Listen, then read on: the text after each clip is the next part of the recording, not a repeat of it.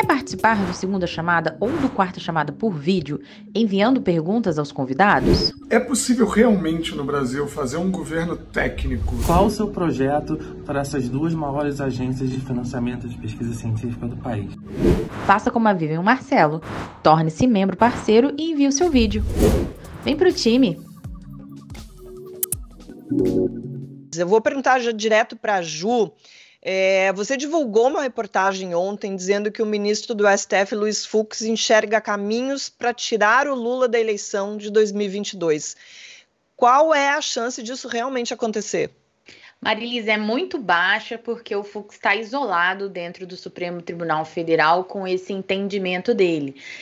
Ele admitiu a interlocutores que teria ali um receio de como que o Exército poderia reagir numa situação em que o ex-presidente Lula ganhasse as eleições. Teria receio ali de talvez uma ruptura democrática, algo nesse sentido. Mas ele está muito isolado nesse posicionamento dele, tanto que o ex-presidente tem tido várias vitórias no Supremo. Essa semana ele conseguiu anular até o acordo de leniência da Odebrecht como prova contra ele nos processos que desceram aqui, que vieram para o Distrito Federal. Então, assim, as chances são muito baixas, mas é algo que passou, pelo menos, pela cabeça do presidente do Supremo Tribunal Federal. Ô, Calero, a gente sempre recebe algumas perguntas aqui dos participantes. Tem uma pergunta do Michel Urânia, ele é membro do canal há 2 meses, ele está perguntando se você vai ser vice do Freixo. Nossa! Não, essa eu nunca tinha ouvido. Não que você saiba. Não que eu saiba. Eu acho que aqui no Rio a gente tem um compromisso também, todas as forças democráticas, a gente sabe que estamos sujeitos às articulações nacionais, mas as conversas sempre existem, né? E claro, não vão no sentido dessa ou daquela candidatura. Eu acho que o próprio Freixo ainda está tratando de construir uma eventual candidatura ao governo do Estado, né? Mas o importante é que, acima de tudo, existe um diálogo franco, um diálogo aberto. E, Ju, eu acho que essa visão, né, de que o Exército teria medo do Lula é uma visão até um pouco estreita, né? Porque, e eu sei que ela é presente, né, em alguns segmentos, e às vezes ela não é nem presente nos segmentos, né? Ela é presente em pessoas que vêm em determinados segmentos, né? Mas eu acho que pensar isso, não sei, não me parece ter muito lastro na realidade, né? Então, se o ministro Fux está com esse pensamento, é sempre bom lembrar que as Forças Armadas são muito plurais, né? A gente olhar essas organizações tão complexas como se fosse uma bola de bilhar, é sempre muito, muito perigoso, né? Eu acho tão engraçado esse medo da ruptura com Lula e o não medo de uma ruptura com o Bolsonaro, que desde antes de assumir a presidência sempre mostrou esse perfil golpista, né? Ele flerta com esse golpe desde muito antes. Oi? Ele sempre deixou isso muito claro, nunca escondeu isso. E Calero, no governo Lula, nos 2 governos Lula, ele não teve problemas com o Exército, né? Ao contrário. Era um relacionamento bem tranquilo também. É isso, eu acho que essa visão, eu não estou defendendo o Lula, veja bem, não sou petista, não sou lulista, ao contrário, sempre fiz oposição ao governo dele. Durante todo o governo dele, eu era filiado ao PSDB, fui candidato a deputado federal pelo PSDB em 2010, mas as coisas precisam ser ditas, né? Eu, inclusive, como servidor de carreira que sou, do Itamaraty, né, sempre houve um respeito muito grande do governo Lula pelo Itamaraty. Inclusive a minha turma do Rio Branco foi a última turma que o Lula formou, né, que o Lula participou como presidente, fora outras coisas óbvias, né, mas o PT deu autonomia necessária para os trabalhos da Polícia Federal, foi o PT que instituiu a tradição de nomear sempre o primeiro colocado na lista tríplice para a escolha do PGR, enfim. Eu quero dizer com isso que nós temos evidências de que o Lula no governo sempre procurou respeitar as instituições, e isso é louvável, isso é uma qualidade. Existem muitos defeitos no petismo, existem muitos defeitos no Lula, mas essa, sem dúvida alguma, é uma qualidade e precisa ser celebrada dentro desse caos político que a gente vive no Brasil. Galera, como é que você vê o cenário de 2022?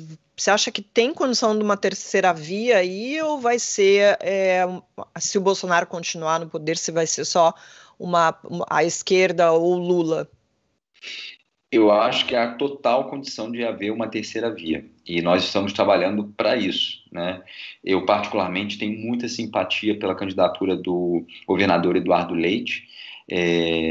Nem sei ao certo se ele vai ser candidato, se ele vai se apresentar nas prévias. Ao que parece, isso acontecerá em setembro, né? E as prévias acontecem dia 21 de novembro.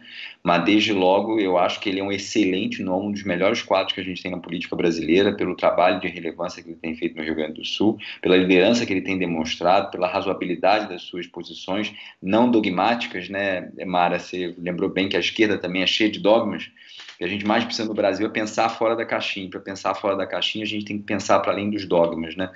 Então, eu sou um grande entusiasta, realmente, dessa pré-candidatura, vamos chamar assim, do governador Eduardo Leite. Mas, galera, o Eduardo Leite não enfrentaria, assim, numa eleição tão polarizada, tão difícil, que todas as pesquisas mostram, até o momento, uma dificuldade muito grande para a terceira via estar sequer no segundo turno.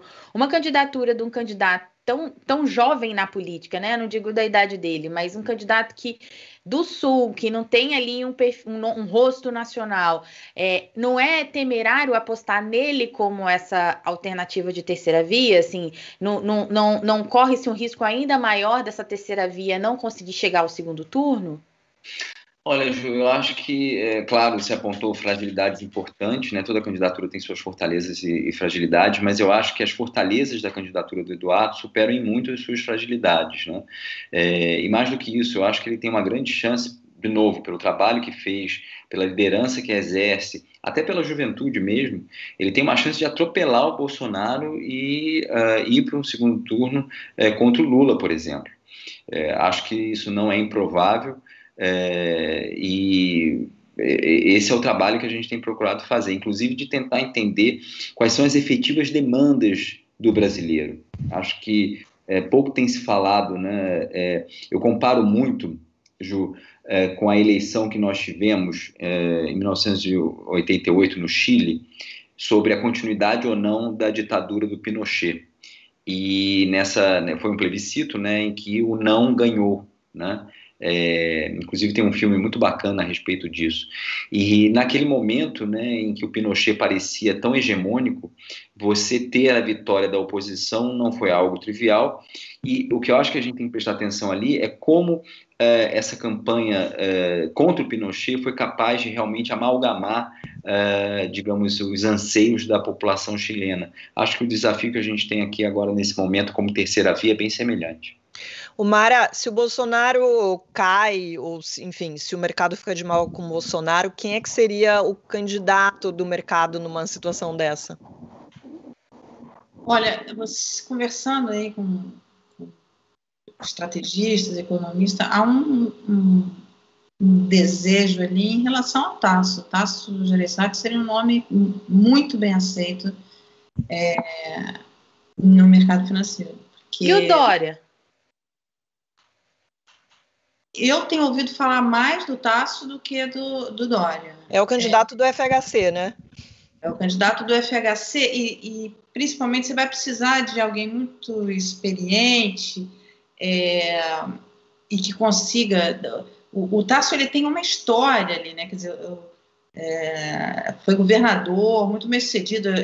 No Ceará você tem aquela continuidade de Estado, de projeto de Estado que ele colocou. Isso é reconhecido pelo Ciro Gomes, pelo Cid, pelo Camilo Santana, todo mundo reconhece isso, essas qualidades nele.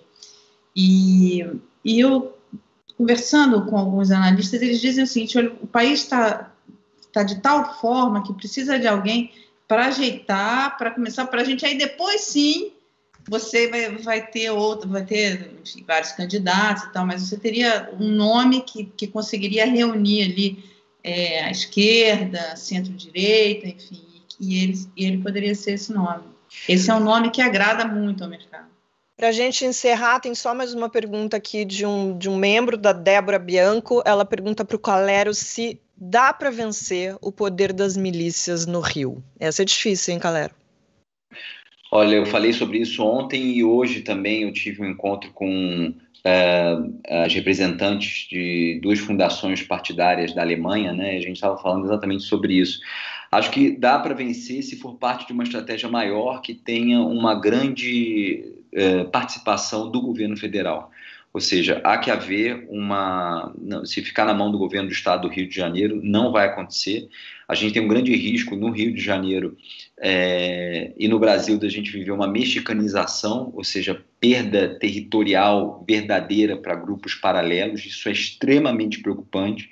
A gente tem que aproveitar esse momento enquanto isso ainda está localizado e que, portanto, pode haver, existindo essa estratégia, um combate efetivo, porque o que está acontecendo no Brasil é perda de soberania territorial. Tem aspectos de segurança pública, tem aspectos sociais, ok, evidente, mas, sobretudo, o que a gente está vivendo é perda territorial. Famílias na Zona Oeste do Rio de Janeiro sendo expulsas da sua casa porque a milícia elegeu aquela casa para ser base das suas operações.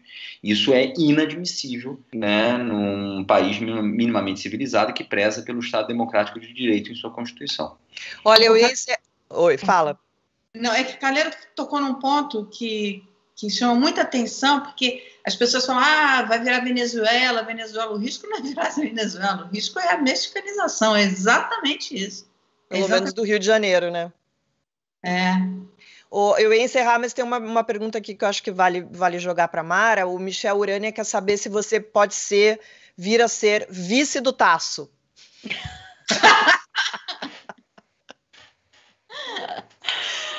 Eu vou deixar você pensando e você responde no próximo programa. Não tem chance, eu não nasci pra política, não.